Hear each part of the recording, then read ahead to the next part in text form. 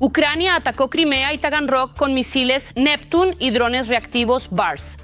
La fábrica de aviones rusa está en llamas. Situación crítica en el frente. Los rusos se han afianzado en Pokrovsk y están intentando rodear Mirnograd. Putin se prepara para movilizar a otro 1.000.000 de personas en 2026 y se insta a las jóvenes a tener hijos desde los 18 años. Negociaciones secretas entre Estados Unidos y Rusia en Abu Dhabi. ¿Cómo? El Kremlin reaccionó al nuevo plan para poner fin a la guerra. Escándalo checo. La empresa Reactive Drone estafó a las Fuerzas Armadas de Ucrania por casi 700 millones de coronas, vendiendo drones 20 veces más caros.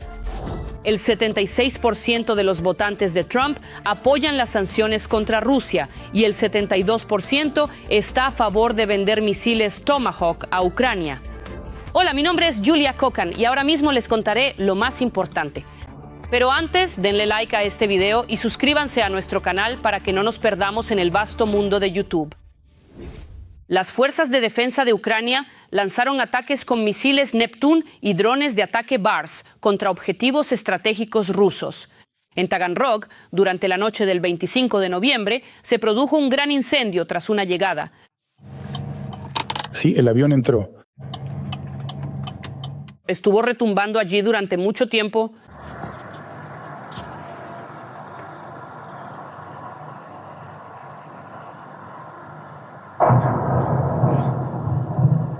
Más tarde se supo que en Taganrog estaba ardiendo una fábrica de aviones.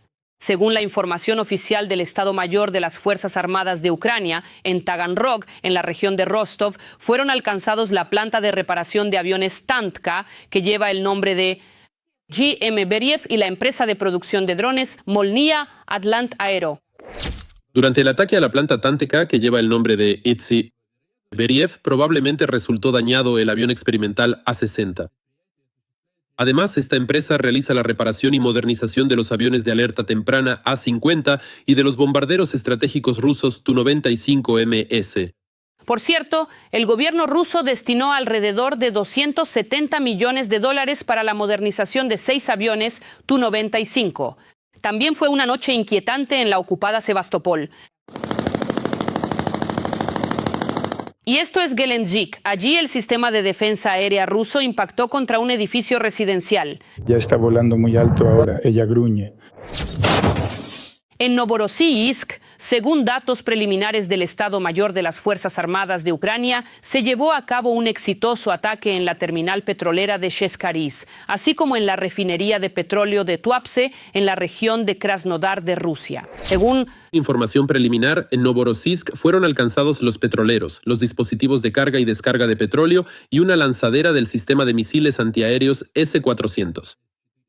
Además, fuentes del Servicio de Seguridad de Ucrania informaron que durante el ataque al puerto de Novorossiysk resultó dañado un gran buque de desembarco. Este es un buque del proyecto 1171, que en el momento del ataque se encontraba atracado en la base naval. También se sabe que durante el ataque nocturno en Novorossiysk, alguien hackeó el sistema de alerta. En la ciudad se declaró un ataque químico. Por los altavoces se instaba a los rusos a reunir alimentos, pertenencias y realizar una profilaxis con yodo contra la contaminación radiactiva.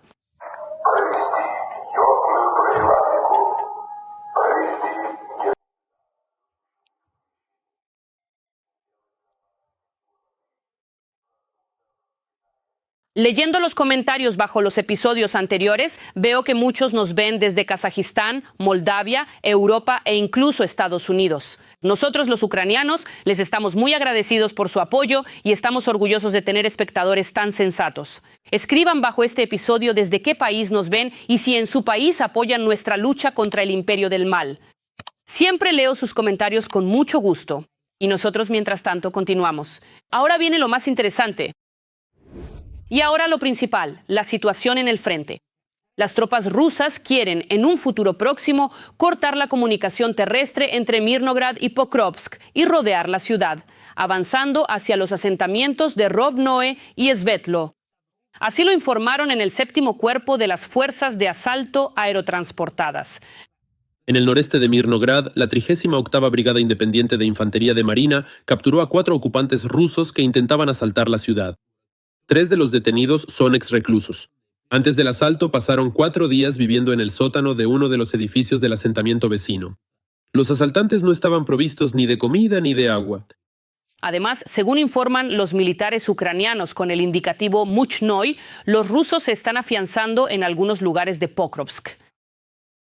Eso de que las Fuerzas Armadas despejaron el centro de Pokrovsk es un cuento para adolescentes. Los rusos no entraron ahí porque sí, se atrincheraron con posiciones en los edificios. En Mirnograd la situación es aún más aterradora. Allí, los edificios altos simplemente se están cayendo, no tienen oportunidad de sobrevivir.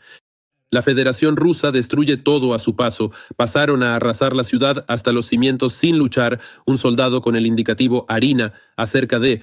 Sobre el rápido avance del enemigo también habla el subcomandante del Tercer Cuerpo de Ejército, Maxim Shorin. En algunos sectores, si no se producen cambios urgentes, la situación se volverá crítica. En realidad no recuerdo una velocidad de avance del enemigo como esta desde hace mucho tiempo. Ahora la cuestión no es la pérdida de algunas localidades, sino la mejora significativa general del estado operativo del enemigo en direcciones enteras. Maxim Shorin, subcomandante del Tercer Cuerpo de Ejército. Pero con el tiempo la situación podría agravarse aún más. Rusia planea movilizar al menos 1 millón de militares en 2026. Y eso es 3 veces más de lo necesario para compensar las pérdidas anuales. Esta declaración fue hecha por el observador político-militar del Grupo de Resistencia Informativa, Alexander Kovalenko. La movilización voluntaria continúa, se están tomando decisiones sobre los reservistas. El año que viene se aprobarán una serie de leyes que limitarán significativamente los derechos, pero ampliarán las funcionalidades de los reclutas. Y todo esto indica que Rusia pretende reunir más de 1 millón de recursos humanos el próximo año. Estas son imágenes de un grupo de asalto ucraniano entrando desde la parte occidental de Pokrovsk.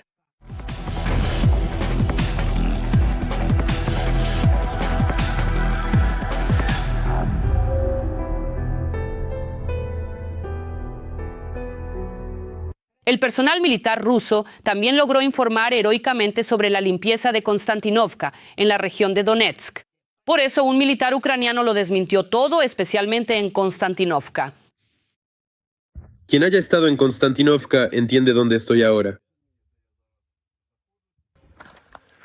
No dejo de admirar el coraje y el heroísmo de los soldados ucranianos. Ellos mantienen el frente y resisten a una enorme horda que los supera ampliamente en número. Por eso hago un llamado a apoyar a las Fuerzas Armadas de Ucrania. Y si no tienen la posibilidad de hacerlo económicamente, escríbanles palabras de apoyo en los comentarios.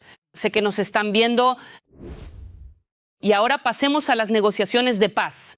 Como contamos anteriormente, el plan de paz de 28 puntos de Estados Unidos fue reducido. Pero, según el miembro de la delegación ucraniana, asesor del jefe de la oficina del presidente, Oleksandr Bebsa, en Ginebra hicieron mucho más. Parte del punto fue reescrita, parte fue modificada. Ninguna observación de la parte ucraniana quedó sin respuesta. Según la información del Financial Times, ahora el plan de paz consta de 19 puntos. Esto fue confirmado de hecho por el presidente Zelensky, quien declaró, cito, ahora la lista de pasos necesarios para poner fin a la guerra puede volverse funcional. Ahora la lista de pasos necesarios para poner fin a la guerra puede volverse funcional. En este momento, después de Ginebra, hay menos puntos, ya no son 28, y muchos han sido correctamente tenidos en cuenta en este marco. ¿Todavía hay en qué trabajar juntos? No es nada fácil. Para elaborar el documento final hay que hacerlo todo con dignidad. Y valoramos que la mayor parte del mundo esté dispuesta a ayudarnos y que la parte estadounidense tenga una actitud constructiva. De hecho, durante todo el día de ayer se celebraron reuniones. Fue un trabajo nada sencillo y sumamente detallado. Ayer, durante todo el día, hubo reuniones. No fue un trabajo sencillo, sino extremadamente detallado. Mientras tanto, la publicación Bloomberg informa que, en particular, del plan de paz se eliminó el punto sobre el uso de los activos rusos congelados para la reconstrucción de Ucrania. Los funcionarios europeos expresaron optimismo de que la última versión del borrador del texto ya no menciona el uso de unos $100.000 millones en activos rusos congelados para financiar los esfuerzos de reconstrucción de Ucrania. La propuesta estipulaba que Estados Unidos recibiría el 50% de las ganancias. Y los activos congelados no utilizados se destinarán al fondo de inversión entre Estados Unidos y Rusia. Y unas palabras más sobre las negociaciones. Estaban tensos, como escribieron los medios, y lo de la pluma rota de Merov parece ser cierto.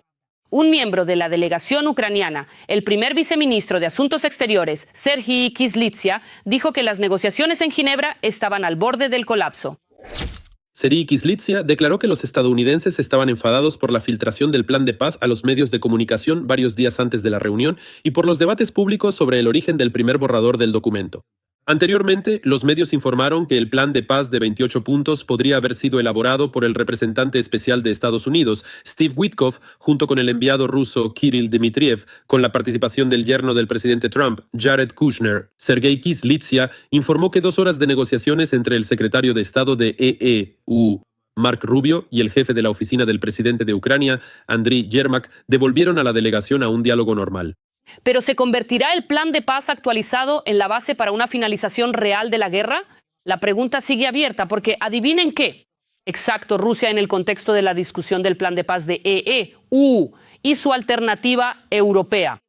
El asesor de Putin, Yuri Ushakov, declaró que la versión inicial del plan de EU le resulta bastante aceptable, pero la europea no. Muchos, diría que no todos, pero muchos de los puntos de este plan nos parecen bastante aceptables. Ya nos hemos enterado del plan europeo, que a primera vista no es en absoluto constructivo, no es adecuado en ningún sentido. Y unas palabras más sobre Rusia. Según informan los medios occidentales, Dan Driscal, ministro del ejército de EU, realmente se reunió con los rusos. Según la publicación, Driscal ya mantuvo una reunión con los rusos la noche del 24 de noviembre. Se espera que también se reúna con ellos el martes 25 de noviembre. Según la información de Axios, a las negociaciones en Abu Dhabi también se unió el equipo ucraniano encabezado por el jefe de la inteligencia militar, Kirilo Budanov, a la delegación estadounidense y rusa. Como escribe el Financial Times, Kiev aceptó limitar el tamaño de su ejército a 800.000 personas. El último plan de paz es menos ventajoso para Moscú, dejando las cuestiones más delicadas a discreción de Trump y Zelensky. Entre ellas se encuentran las cuestiones territoriales y las garantías de seguridad por parte de Estados Unidos. Anteriormente, el ministro Lavrov declaró que Rusia había recibido el llamado Plan de Trump, pero a través de canales no oficiales. También acusó a Occidente de intentar reescribir el plan y socavar los esfuerzos para resolver la guerra. Nosotros lo tenemos, pero por canales no oficiales. Oficialmente no nos lo han entregado. Pero estamos dispuestos, naturalmente, como dijo el presidente, a discutir formulaciones concretas. Porque, por supuesto, hay toda una serie de cuestiones que requieren aclaración. Al mismo tiempo, otra reunión anunciada por la publicación, concretamente las negociaciones entre Zelensky y Trump, está en duda. Suspilne, citando fuentes en la Casa Blanca, escribe que esta semana no hay ninguna reunión programada en la Casa Blanca. Junto con esto, el medio Financial Times informa que parte del entorno de Zelensky está preocupada de que la próxima reunión en Washington pueda repetir el escenario de febrero. Existen 2 bandos. Uno considera que Zelensky debe ir a Washington para discutir este asunto personalmente con Trump. El otro teme que algo pueda salir mal y conducir a un fracaso serio. Paralelamente, el presidente de Francia, Emmanuel Macron, declaró que, tras la firma de un acuerdo de paz, podrían desplegarse fuerzas de apoyo en Ucrania, pero no en el frente, sino, por ejemplo, en Kiev o incluso en Odessa. Estas fuerzas incluirán militares del Reino Unido, Francia y Turquía, quienes entrenarán a las Fuerzas Armadas de Ucrania y garantizarán la seguridad de nuestro país. Será una coalición conjunta con más de 20 países dispuestos a ayudar a Ucrania. Habrá soldados británicos, franceses y turcos que, el día de la firma de la paz, es decir, fuera de un contexto militar, llevarán a cabo allí operaciones de entrenamiento y seguridad, como lo hacemos en algunos países del flanco oriental de la OTAN. Será una situación diferente porque no se trata de la OTAN, sino de una coalición intergubernamental, pero ya contamos con cerca de 20 países que han declarado estar dispuestos a actuar activamente, ya sea en el aire, en tierra o en el mar. De una forma u otra, estas negociaciones son necesarias, así que estaremos atentos a cómo se desarrollan los acontecimientos. 6 drones rusos entraron en Moldavia durante un ataque masivo contra Ucrania en la noche del 25 de noviembre. El primer dron fue grabado entre los asentamientos de Vinogradovka y Vulstanește. Luego voló hacia Rumania a una altitud de unos 1.500 metros. 5 drones más cruzaron el espacio aéreo cerca de las ciudades de Dondușeni y Argev. Bender, Badului, Bode y Floresti. Uno de ellos cayó sobre el techo de una casa en el pueblo de Cuhurești de Jos, distrito de Florești. Los residentes fueron evacuados y la policía acordonó el perímetro alrededor del lugar del incidente. El origen del dron aún se desconoce. La investigación continúa, señalaron en la policía. Sin embargo, en las redes sociales escriben que se trataba de un Gerbera ruso con una Z en la cola. Bueno, y luego, como habrán adivinado, nadie derribó los drones y volaron tranquilamente hacia la frontera con Rumanía. El Ministerio de Defensa de Rumanía confirmó que en la mañana del 25 de noviembre los radares rumanos detectaron un objetivo que se movía en dirección al espacio aéreo rumano cerca del distrito de Tulcea. Incluso desde la base aérea despegaron 2 cazas alemanes Eurofighter Typhoon para observar la situación. Por su parte, el ministro de Defensa del país, Ionuț Mașteanu, informó que en el territorio del distrito de Vaslui, que limita con la frontera occidental de Moldavia, se encontró un dron ruso sin carga explosiva. Según él, los pilotos tenían permiso para abrir fuego, pero se abstuvieron debido al alto riesgo de daños colaterales. Mașteanu regresa urgentemente a Bucarest para coordinar las acciones futuras y señala que el país pronto recibirá capacidades adicionales. De defensa antiaérea. Bueno, personalmente no me sorprende. Ya es tradicional que todos estén alarmados, los drones no se derriban y nadie sabe de quién son. ¿Y ustedes qué piensan? Escriban sus opiniones en los comentarios. Mientras tanto, Occidente se está preparando para la guerra con Rusia. Polonia ya reconoce que una ofensiva de Putin hacia Varsovia es realista. Al mismo tiempo, en Gran Bretaña y Francia también se hacen declaraciones resonantes. Todos los detalles los conocen nuestros periodistas. La guerra entre los países occidentales y Rusia se vuelve cada vez más probable. A medida que analizo los hechos, llego a la conclusión de que la guerra entre Europa y Rusia se vuelve cada vez más evidente. Esto no es una noticia vacía. Todos se están preparando para ello. El aumento del equipamiento militar, el refuerzo de las fronteras y el incremento del presupuesto de defensa. Todo esto es para poder hacer frente al Kremlin en unos años. Dentro de 3 o 4 años podríamos enfrentarnos a una especie de prueba de resistencia. Ya se manifiesta en formas híbridas, pero podría volverse mucho más dura. Por ahora, todo lo que Rusia es capaz de hacer es poner a prueba la paciencia de los países de la OTAN. Esto incluye, por ejemplo, las incursiones accidentales de drones rusos en varios países, incluida Polonia.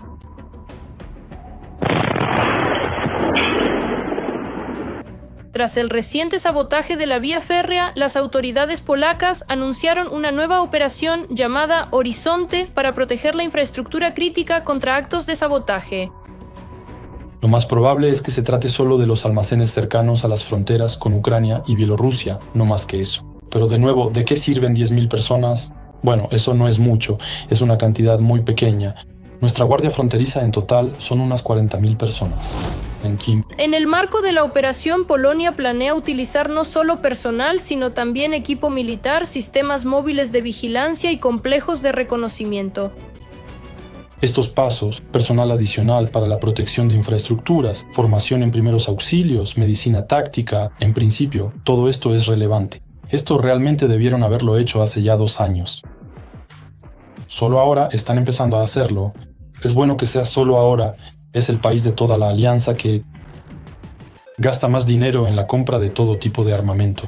Es decir, realmente han dado un gran salto en los últimos años en la compra de todo tipo de armamento, estadounidense, europeo, incluso surcoreano. Varsovia también ha puesto en marcha un programa para preparar a los ciudadanos en habilidades básicas de seguridad, desde primeros auxilios hasta acciones en situaciones de emergencia. Los países bálticos llevan mucho tiempo viviendo en ese modo. Desde hace tiempo estudian medicina táctica y el uso de drones.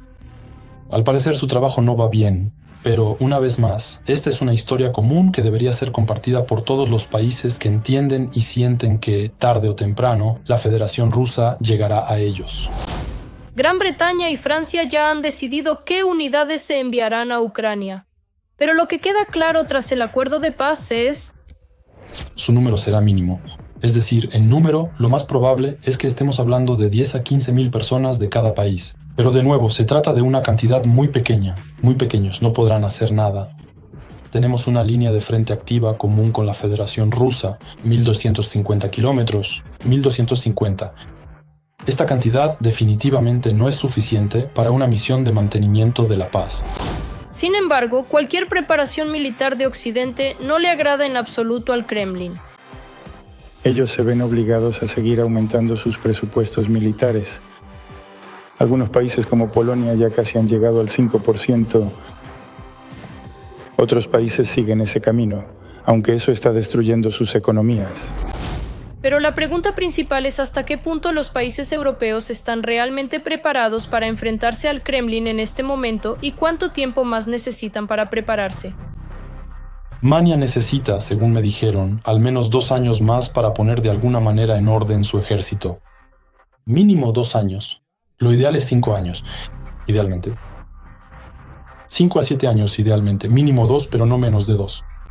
Porque no son solo proyectiles, ni solo tanques. Está claro que se trata de dinero, asignaciones, hacer pedidos, empezar a ensamblar el equipo.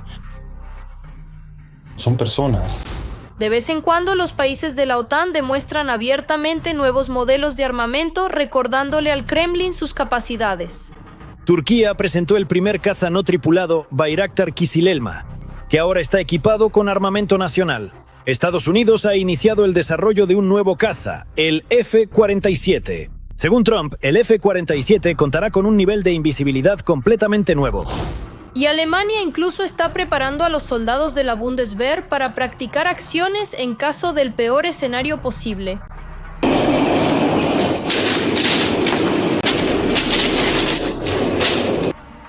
Europa está aumentando gradualmente su preparación y fortaleciendo su defensa.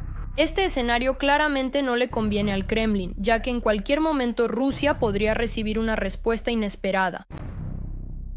El escándalo con la empresa checa que vendía drones a las Fuerzas Armadas de Ucrania por 20 veces más. Es la empresa Reactive Drone. Durante 2 años compró drones por unos 36 millones de coronas y los vendió al ejército ucraniano por 692 millones de coronas, es decir, 28 millones de dólares. Según la policía, la empresa no quiso pagar el impuesto sobre las ganancias y transfirió la mayor parte del dinero, 638 millones de coronas, a cuentas chinas. Teniendo en cuenta que se incautaron fondos por cientos de millones de coronas, las pérdidas causadas al presupuesto estatal serán compensadas en su totalidad. El director de la empresa está bajo custodia, pero su cómplice, la contadora, permanece en libertad mientras es investigada. ¿Qué opinan de este negocio manchado de sangre? Escriban en los comentarios qué piensan al respecto. Turquía con Ucrania. El presidente Erdogan declara que Crimea es Ucrania y que su país se ha convertido en un centro logístico y energético para Ucrania y sus socios, eludiendo a Rusia. Los detalles en el reportaje. El fin de las relaciones entre Turquía y Rusia. Ankara confirmó su apoyo a la integridad territorial de Ucrania y su disposición a apoyar la reconstrucción del país después de la guerra. Así lo declaró el presidente de Turquía, Recep Erdogan, durante una rueda de prensa conjunta con el presidente de Ucrania, Volodymyr Zelensky. Confirmamos una vez más nuestro compromiso con la integridad territorial, la soberanía y la independencia de nuestro socio estratégico, Ucrania. Al mismo tiempo nosotros, Turquía, estamos siempre dispuestos a discutir con Rusia propuestas que aceleren el alto el fuego y allanen el camino para una paz justa y duradera. En respuesta, Volodymyr Zelensky destaca: Turquía se está convirtiendo en un socio clave, no solo en cuestiones de seguridad, sino también en la recuperación de los intercambios de prisioneros, un proceso que Ucrania espera relanzar antes de que termine el año. Ahora muchos procesos se han activado y nos esforzamos para que toda esta actividad esté dirigida precisamente hacia la paz, hacia una paz digna y una seguridad garantizada. Si miramos la política turca, siempre ha estado orientada hacia sus propios intereses, tanto en relación con Ucrania como con Rusia. Es decir, Turquía no se niega, por ejemplo, a comerciar con la Federación Rusa. Ellos hacen todo lo que está en su interés, por supuesto. Ahora estamos entrando en la esfera de intereses de Turquía. Ellos nos apoyan, en cierta medida nos apoyan. La política de Turquía refleja muy claramente toda esa milenaria política oriental, muy bien pensada, muy inteligente, donde, ante todo, en cualquier caso, están sus propios intereses y, en primer lugar, los intereses económicos. Sin embargo, cierta tensión en las relaciones entre la Federación Rusa y Turquía todavía persiste. Los turistas rusos quedaron bloqueados a bordo del crucero Astoria Grande frente a las costas de Turquía. En Estambul, el barco no recibió permiso para entrar al puerto. A bordo se encontraban más de 600 personas, residentes del Krai de Krasnodar, Moscú y la región de Leningrado, que habían comprado un crucero de 2 semanas por un valor de unos $3.000. El crucero debía hacer escala en Marmaris, Antalya, Bodrum e Izmir. Anteriormente, una situación similar ocurrió con el ferry Sebrich, que debía restablecer el servicio de carga y pasajeros entre Trabzon y Sochi tras una interrupción de 14 años. Al llegar a Sochi, la embarcación no pudo atracar y regresó a Turquía. Las autoridades rusas explicaron la negativa supuestamente por la falta de preparación técnica de los puertos y la imposibilidad de garantizar la recepción segura de los buques. En Rosmi ya llaman a esto una respuesta de Turquía a las acciones de las autoridades rusas. Dicen que la restricción del tráfico de transporte se está convirtiendo en una herramienta de presión y en un indicador del giro de Turquía hacia el apoyo a Ucrania y la limitación de las capacidades rusas en el Mar Negro. Turquía también es un importante centro logístico para Rusia. No debemos olvidar que tanto los oleoductos como los gasoductos que pasan por el territorio de Turquía, en primer lugar, suministran gas y petróleo desde Rusia. Por eso, los turcos, la parte turca, no solo es un centro logístico para Ucrania, sino también el más importante y único centro logístico para Rusia. Mientras tanto, Erdogan mantuvo una conversación telefónica con el dictador ruso. Según el Kremlin, las partes discutieron las relaciones bilaterales, la guerra entre Rusia y Ucrania, así como cuestiones regionales y globales. Supuestamente, Putin confirmó el interés de la parte rusa en resolver el conflicto por la vía política y diplomática. Se realizó un intercambio de opiniones sobre la situación en torno a Ucrania, incluso en el contexto de las propuestas estadounidenses para una solución pacífica. Vladimir Putin señaló que estas propuestas, en la versión que hemos conocido, siguen la línea de las discusiones mantenidas en la cumbre ruso-estadounidense en Alaska y, en principio, pueden servir de base para una solución pacífica definitiva, según informó el Kremlin. Por su parte, el presidente Erdogan declaró la disposición de Turquía a continuar los esfuerzos para lograr una paz justa y sostenible, así como a participar en cualquier iniciativa diplomática que ayude a establecer un diálogo directo entre las partes.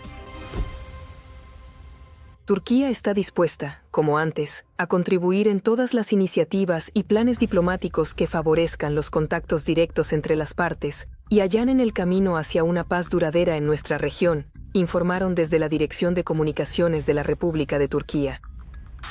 Aunque Ankara busca mantener su papel de mediador en las relaciones ruso-ucranianas, sus últimos pasos demuestran una orientación cada vez más clara hacia el derecho internacional y el apoyo a la soberanía ucraniana.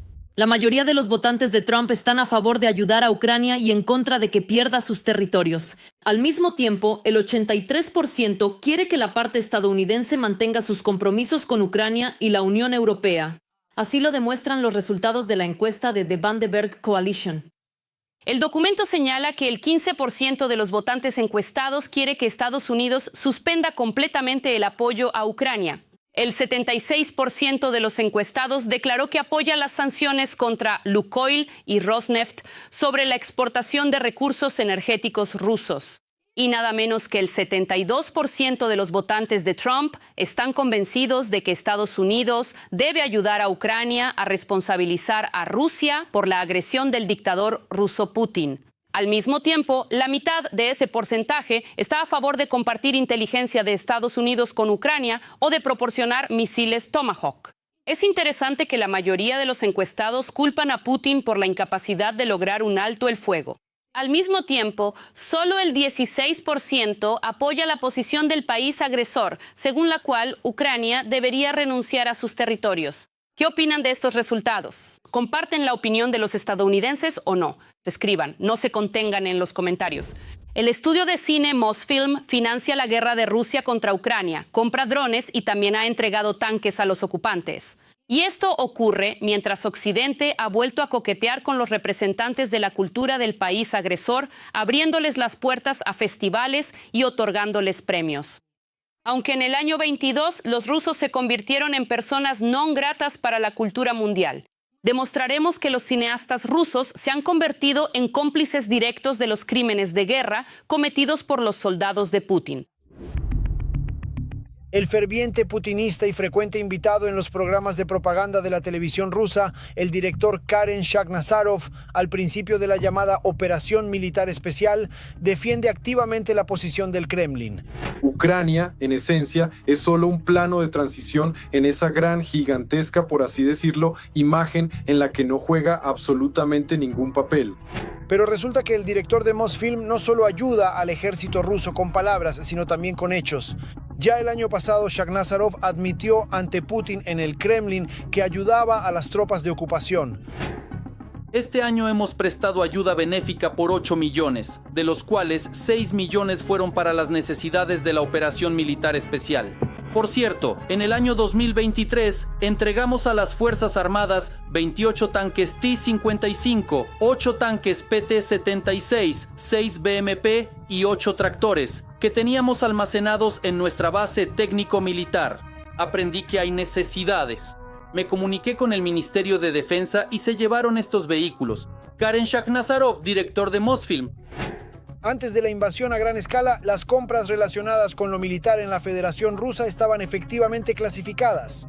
Y ya en otoño de 2022, el gobierno de la Federación Rusa, mediante un decreto especial, permitió a las regiones como medida especial en el ámbito económico adquirir para los movilizados con fondos de los presupuestos locales y de instituciones estatales bienes de doble uso, drones, dispositivos de visión nocturna, binoculares y miras. Desde ese momento, Mosfilm comenzó a recolectar ayuda humanitaria para los militares rusos, alimentos, medicamentos. Pero en realidad el estudio de cine dirigido por el propagandista Shakhnazarov se convirtió de hecho en un intermediario para la compra de drones chinos y sistemas de guerra radioelectrónica para los militares rusos, bajo la apariencia de ayuda humanitaria. Según la base de datos Contour, el punto es que desde junio de 2024 hasta octubre de 2025, el consorcio Mosfilm en Gubkino compró a varios proveedores drones Mavic T3 y diferentes sistemas de guerra electrónica por un monto de casi 6 millones de rublos. Se podría suponer que el estudio compra los drones para filmaciones, pero la especificación de los drones no coincide con esto.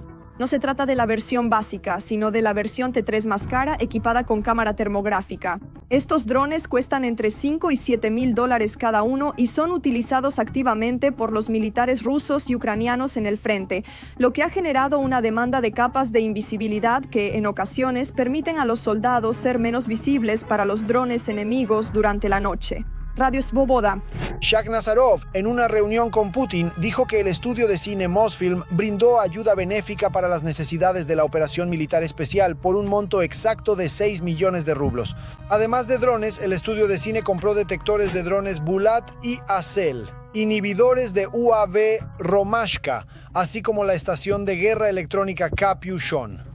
Pero a Shakhnazarov no lo mueve solo el patriotismo y el amor por Rusia. La guerra en Ucrania es una excelente oportunidad para ganar dinero. Shakhnazarov, toda esa galimatía política que lleva años diciendo en la televisión rusa, no es más que un intento de ahogar en ese palabrerío patriótico sus turbios, oscuros y corruptos asuntos criminales. Y por eso él, más que nadie, por cierto, quien más está implicado es quien más se esfuerza en mostrarse como un patriota entusiasta, porque a los patriotas entusiastas nadie les exige cuentas. Nadie va a acorralar a Shakhnazarov ni a revisar los documentos financieros de ese Mosfilm. Shakhnazarov de inmediato empezará a gritar que son algunos banderovsi vengándose de él por su actividad ultrapatriótica. A finales de agosto, en Stavropol, un tribunal envió a 6 personas a una colonia penal tras ser declaradas culpables de fraude en la compra de ayuda humanitaria para los militares a través de instituciones estatales de la región. Quizás ese mismo destino le espere también a Shakhnazarov tarde o temprano. Por ahora, el director propagandista solo ha sido incluido en la lista de sanciones de la UE relacionada con acciones que socavan o amenazan la integridad territorial, la soberanía y la independencia de Ucrania. El propio Mosfilm ha logrado evitar las sanciones occidentales hasta ahora, pero después de esta investigación ya es solo cuestión de tiempo. Y al otro lado del Porebric, otro momento de vergüenza ajena. En Rusia han ideado cómo solucionar urgentemente la crisis demográfica. La presidenta del Consejo de la Federación de Rusia, Valentina Matvienko, instó a que tener hijos inmediatamente después de los 18 años se convierta en la norma. Según sus palabras, hay que dar a luz justo después de alcanzar la mayoría de edad y no posponerlo, como ahora, hasta los 28 o 29 años. En una entrevista con el periódico Moskovsky Komsomolets, Matvienko declaró que en la política demográfica del país es necesario cambiar la mentalidad. Una persona exitosa debe ser considerada aquella que tiene una familia buena, unida, grande y fuerte. Tener hijos, según sus palabras, debe estar de moda. Y posponer el nacimiento de los hijos, dice, es peligroso. En su opinión, más adelante pueden surgir obstáculos médicos y de otro tipo. En este sentido, citó la frase del dictador ruso Putin, diciendo que la paternidad, la maternidad y los hijos son una felicidad y que no hay que posponer esa felicidad para después. ¿Qué piensan? ¿De verdad es así? ¿De esta manera Matvienko se preocupa por el ejército ruso? ¿O hay algo más detrás de esto? Escriban sus opiniones en los comentarios. ¿Qué les parecen nuestras noticias? Escriban qué deberíamos cambiar para mejorar. Sin duda lo tendremos en cuenta.